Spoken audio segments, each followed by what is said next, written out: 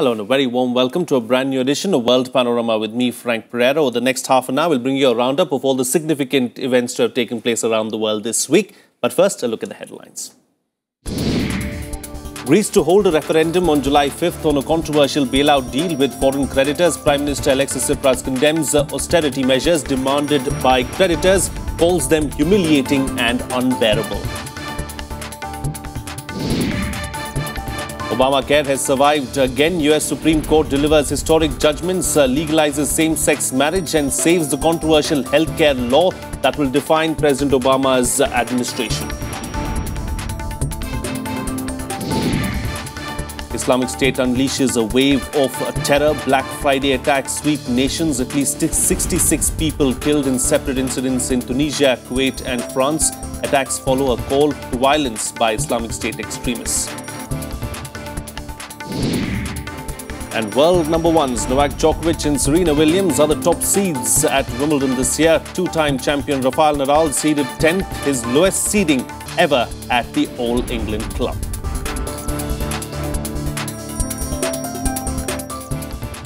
Our top focus on the programme this week. Shortly after the talks in Brussels ending at midnight, Greek Prime Minister announced a referendum on the bailout proposals to avoid bankruptcy. The deadlock over the cash for reforms deal continues between Greece and international creditors.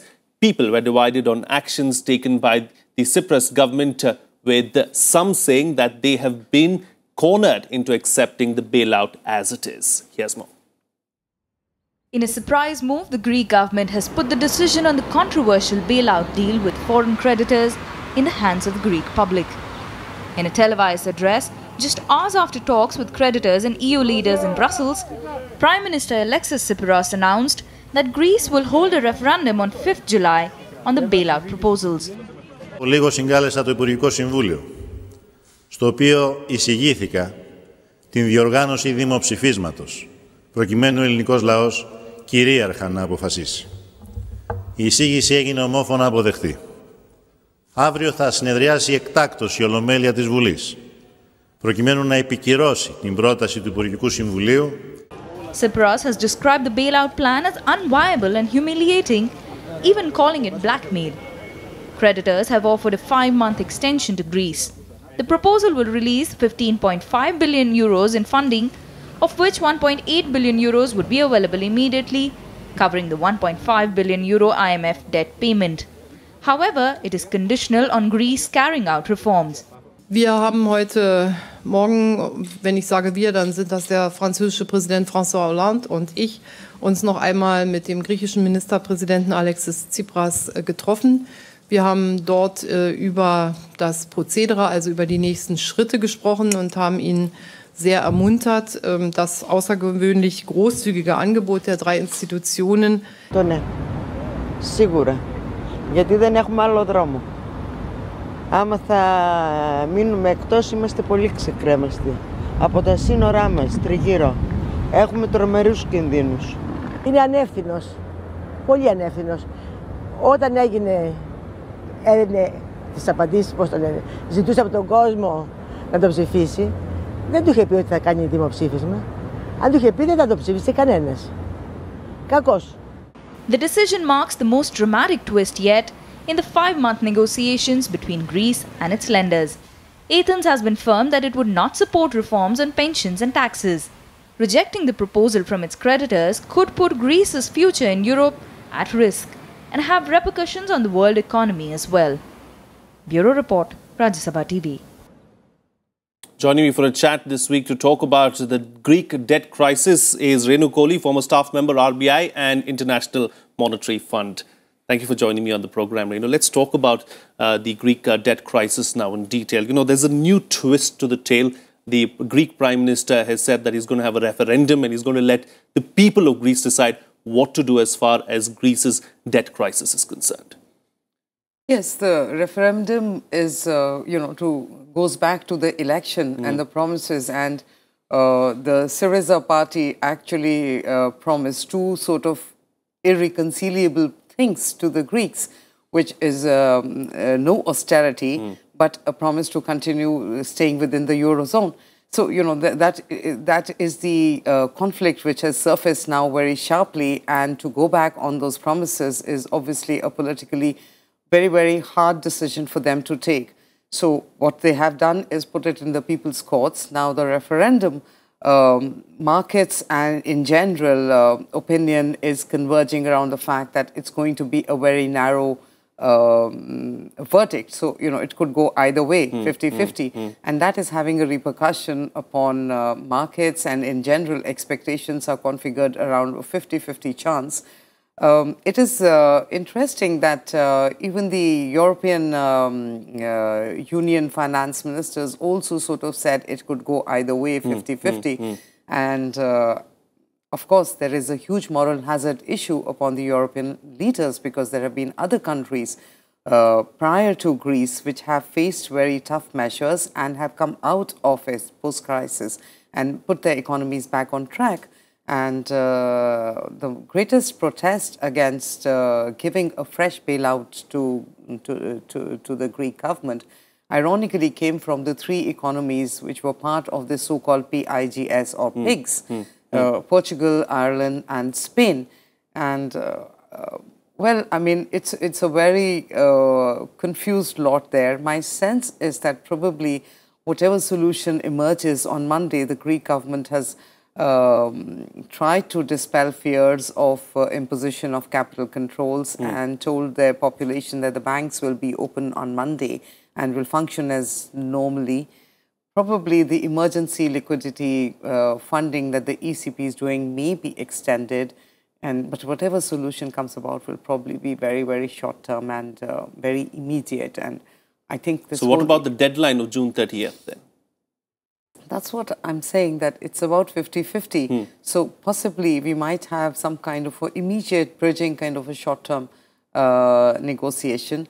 I can see the pressures upon the European leaders, and there is also the pressure upon the government. The whole issue is if governments, if politicians win elections by promising the impossible, that's at the heart of this. Indeed, and indeed. Of course, there is of course the fundamental position of the euro itself, and whether there is convergence between monetary and fiscal policies. There cannot be, and whether fundamentally Greece itself as an economy ought to have been part of the euro in the first place at all. So these are fundamental questions. So now if Greece does indeed default, what happens to the world economy then? Because we saw, you know, the world economy get spooked with what happened in 2008 with the Lehman Brothers. We saw a spiraling effect, and that led to the recession. So is it going to lead to a similar kind of situation this time around? In a hypothetical situation that in the event that Greece does default and exits from the euro, what is properly called the Grexit, definitely the uncertainty, there is more uncertainty ahead of a Grexit than thereafter. After a Grexit, what we would have is a series of debt damaged balance sheets. The creditors will take a haircut. The IMF itself, which is one of the big lenders, would also carry those damages. And Greece itself is going to suffer a lot because, you know, you have what you would call the drachma, their currency would probably depreciate, and no one can predict as to how much. Yes. But the point is, whatever is the euro-denominated debt and any other businesses would then have to be converted into drachmas. So that those pains and uncertainties would loom to the surface, and it would be a hard time of adjustment. But nonetheless, there would be greater freedom at the end of the day. Indeed, in the sense that you would have one price which is under your control, and which could bear the burden of adjustment. Uncertainties will certainly galore, but there's one bright side to it. The Indian tourists will be extremely happy if that eventually does happen, because they'll have some more money to spend there in Greece. And olive oil would be a lot cheaper. Yes. On that light note, I'd like to thank you, Renu, for joining me on the program this week and putting things into perspective for us. Moving on now, of course, the Reserve Bank of India Governor Raghuram Rajan has indicated the return of a 1930s-like Great Depression for the global economy. Rajan has urged central banks across the world to define new rules of the game to avert a global crisis. Here's a detailed report. At a time when the government is expecting the Indian economy to make giant strides ahead, the RBI governor is sounding a dire warning for the world economy. Raghuram Rajan sees a return of the Great Depression era of the 1930s, when worldwide GDP fell by 15%. Rajan was speaking at a London Business School conference where he underscored the burden of growth that is creating an enormous pressure on central banks. He said, and I quote, "I do worry that we are slowly slipping into the kind of problems that we had in the 30s in attempts to activate growth. We need rules of the game in order to effect a better solution. I think it is time to start debating what should the global rules of the game be on what is allowed in terms of central bank action." Unquote. Rajan, however, said the situation is different in India, where the RBI still needs to bring down lending rates to boost investments. A comparative analysis of the world lending rates throws light on the anomaly. In the United States of America, lending rates stand at 0.25%, while in Great Britain and Australia, rates are between 0.50 and 2% respectively. Brazil, on the other hand, has kept its lending rates at 13.75%. While in India, it is at 7.25% and in China at 5.10%. Economists feel the developed nations need to align their lending policies to forestall a global slowdown. One hand, we see the taper tantrum happening. On the other hand, we see other bigger blocs like Japan and European Union coming with quantitative easing. So this kind of confusing policies among the developed countries are creating instability in the policy making of the emerging market economies like ours. The RBI chief has been in past credited with predicting the global economic crisis of 2008. His forecast was not taken seriously then. But if a 1930s-like depression is indeed looming large, the global central banks do need to work in sync. Kriti Mishra's report, Rajya Sabha TV. Well, it's time for a short break now, but still to come. Terror attacks on 3 continents leave over 65 dead. Islamic extremism revives concerns of security around the world. We'll tell you all about the attacks and much more on the other side. Stay tuned. We'll be right back.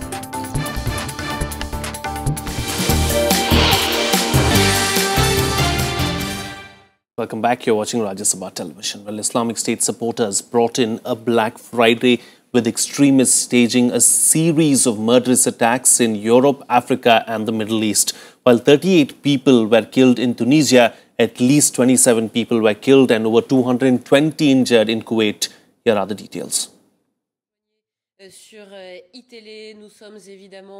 Islamist terror visited 3 separate countries, Tunisia, France and Kuwait. At least 27 people were killed after one gunman attacked a Tunisian tourist hotel in the popular resort of Sousse. The body of one gunman lay at the scene of the Imperial Marhaba Hotel with Kalashnikov assault rifle. The nation has been on high alert since March when Islamist militant gunmen attacked the Bardo Museum in Tunis. In the southeast France city of Lyon, a decapitated head covered in Arabic writing was found at a US gas company on Friday. Police sources said 2 assailants rammed a car into the premises, exploding gas containers. The decapitated head had a flag bearing Islamist inscriptions. One suspect was arrested. In the third attack, a suicide bomber blew himself up at a packed Shiite Muslim mosque in Kuwait City during Friday prayers. The Islamic State claimed responsibility for the attack in a statement posted on social media. It said it targeted a temple of the rejectionists, a term it usually uses to refer to Shiite Muslims, whom it regards as heretics. It was the first suicide bombing attack on a Shiite mosque in a country where Sunnis and Shias live side by side with little apparent friction. Bureau Report, Rajya Sabha TV. Meanwhile, the death toll from the worst heat wave to hit Karachi for nearly 35 years has crossed over 1,200. Experts warned of a similar heat wave in the metropolis in the coming week. Falling in the beginning of the fasting month of Ramzan, the heat wave in the city of 20 million people coincided with severe electricity cuts, leaving many without fans, water or light.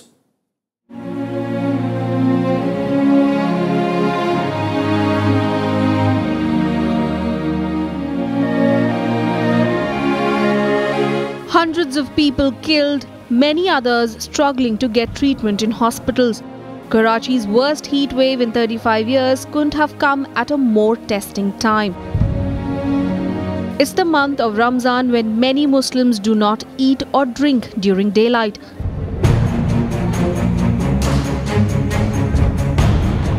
Not only that, the city of 20 million people is going through severe electricity cuts. Many homes are without fans, water and light. पैसों की donation लोगों ने दी है कि हमें stretchers नहीं मिल रहे हैं, आप लोग प्लीज़ अरेंज करें. हम इस वक्त वही अंदर मीटिंग चल रही है, हम वो अरेंज करवा रहे हैं इमरजेंसी के लिए. The provincial government was criticized for inaction, with public hospitals becoming overwhelmed. Doctors begged for volunteers and supplies. Students भी हैं, डॉक्टर्स भी हैं, आगा खान से भी आए हुए हैं, हर तरफ से आए हुए हैं लोग और आके किसी नाम और उसके बगैर काम कर रहे हैं. यहाँ अलग काम कर रहे हैं and they're working in wards, which I'm so grateful. An influx of bodies into the morgues forced medical officials to store bodies in body bags on the floor, even as air conditioning units stopped working. K Electric supplies power to Karachi, but the company said the government owed more than $1 billion in unpaid bills.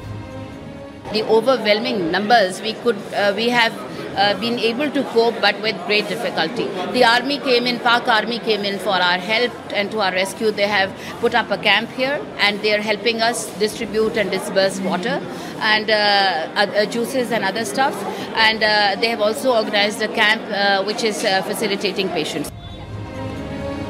Temperatures shot up to 44 degrees Celsius at the weekend, although they have since dipped to 38 degrees Celsius. The Met Department said the weekend was the hottest since 1981. Since the crisis hit, the government ordered shops, marriage halls and restaurants to close early and announced a one-day government holiday. Bureau Report, Rajya Sabha TV. Moving on now, Obamacare has survived again. In a 6-3 decision, the Supreme Court saved the controversial healthcare law that will define President Barack Obama's administration for generations to come. Chief Justice John Roberts was responsible for rescuing Obamacare again. The ruling is a huge victory for President Barack Obama. Here's a report. The US Supreme Court handed some major victories to US President Barack Obama. On Thursday, it upheld the nationwide availability of tax subsidies crucial to his signature healthcare law. The court ruled on a 6-3 vote that the 2010 Affordable Care Act, widely known as Obamacare, did not restrict the subsidies to states that established their own online healthcare exchanges. It marked the second time in 3 years that the High Court ruled against a major challenge to the law brought by conservatives seeking to gut it. Chief Justice John Roberts was joined by fellow conservative Justice Anthony Kennedy and the court's liberal members in the majority.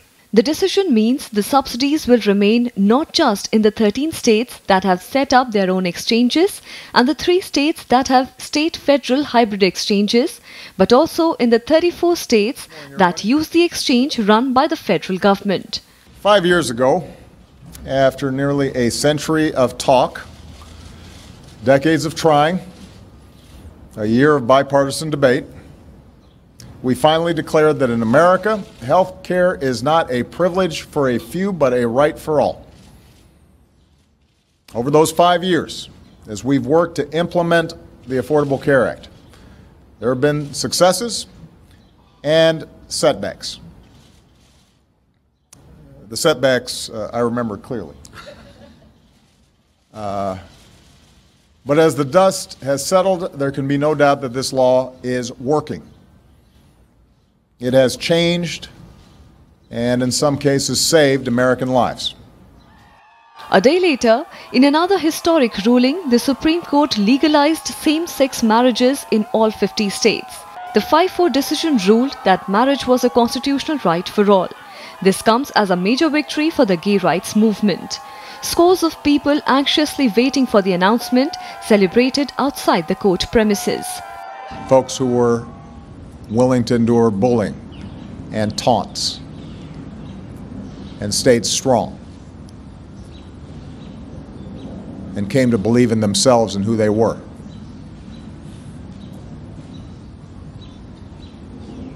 And slowly made an entire country realize that love is love.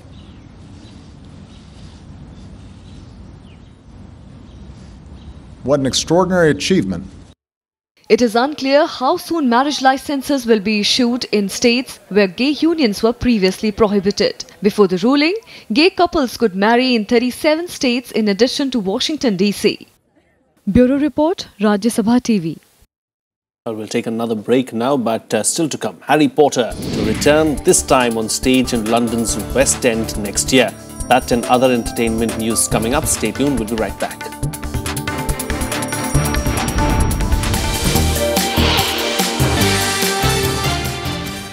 Welcome back. You're watching Rajya Sabha Television. Before we bring you up to date with entertainment news, it's time to bring you up to speed with all the sports news that you might have missed this week. Here's our sports action.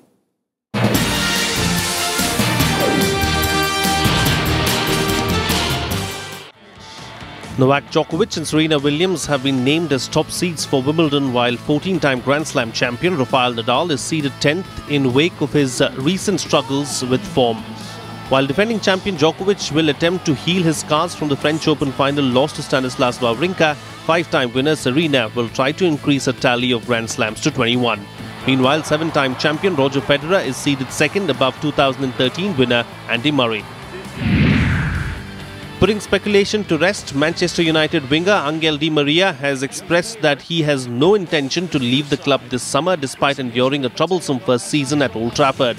The 27-year-old midfielder, who moved to United following his record £59.7 million transfer from Real Madrid, struggled with form and fitness last season, spawning speculation that he may move back to Spain with Barcelona.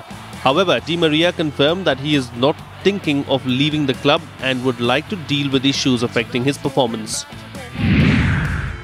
Paris kicked off its bid to host the 2024 Summer Olympics on Tuesday in the presence of French politicians and athletes and appeared to be hoping that this time would be a charm. Paris bid for and lost out on the Games for 2008, which went to Beijing, and 2012, which were in London. Undeterred, the city is trying again, and on Tuesday officials said that they had learned from the two most recent failed efforts. This time, Paris will be placing more emphasis on its readiness to accommodate athletes, and it is turning to French athletes to help promote the effort. Zahir Abbas, the former Pakistan captain, was appointed president of the International Cricket Council at the sports governing body's annual conference in Barbados on Tuesday. Zahir filled the vacancy in the largely honorary role left by Mustafa Kamal, who resigned in April after falling out with the ICC's Indian chairman over who should hand out the World Cup trophy. Kamal, as the titular head of the ICC, expected to present the trophy, but Chairman N. Srinivasan awarded it to the victorious Australian side at the Melbourne Cricket Ground in March. An online poll conducted by Cricket Australia has led to former cricketer Sachin Tendulkar being pronounced as the best test player of the 21st century. The Master Blaster received an impressive 23% of the votes in a poll in which more than 16,000 fans participated. Veteran Sri Lankan batsman Kumar Sangakkara bagged the second spot, while Australian duo Adam Gilchrist and Ricky Ponting came in third and fourth. Former South African all-rounder Jacques Kallis claimed the fifth spot.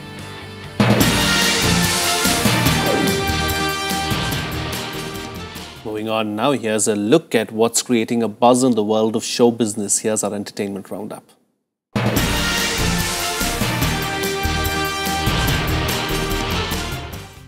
Sony Pictures and Marvel Studios announced after a full worldwide casting search that Tom Holland will play Peter Parker in the next Spider-Man film. The next installment of the film will hit theaters in IMAX and 3D on July 28, 2017. The film will be directed by John Watts, director of Cop Car, the upcoming thriller that made its debut earlier this year at the Sundance Film Festival. Marvel and Sony Pictures were impressed by Holland's performance in The Impossible, Wolf Hall, and the upcoming In the Heart of the Sea. J.K. Rowling has announced her Harry Potter stage play will open in London's West End next year. Called Harry Potter and the Cursed Child, it will tell the untold part of the boy wizard's story, including the story of the lives of his murdered parents. However, the author said the play was not a prequel. It will run at the Palace Theatre in the summer of 2016 with tickets on sale this autumn. The author was tight-lipped about the plot of the play, saying she did not want to say too much more.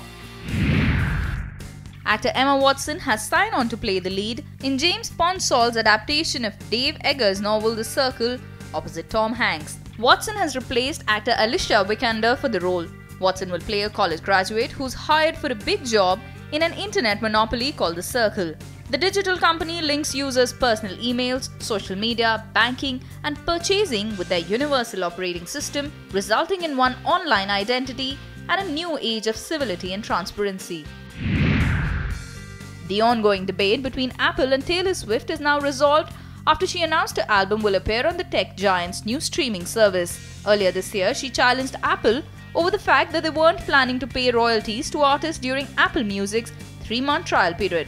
After seeing her open letter, Apple backed down and will now pay artists during the initial trial.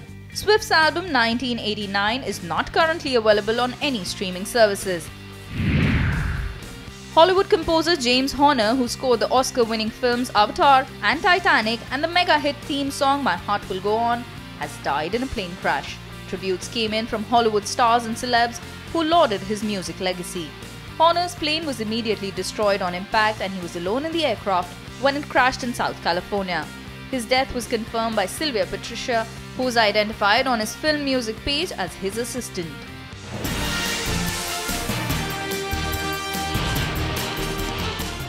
Finally, around 50,000 elated fans treated Serbia's under-20 soccer team to a royal homecoming after they returned from winning the World Cup with a 2-1 win over favourites Brazil in New Zealand. Donning the Balkan countries' flags and lighting dozens of flares, the fans crammed in front of Belgrade's City Hall, where the team arrived in an open-top bus. I'm going to leave you this week with celebratory visuals from Serbia. See you again next time.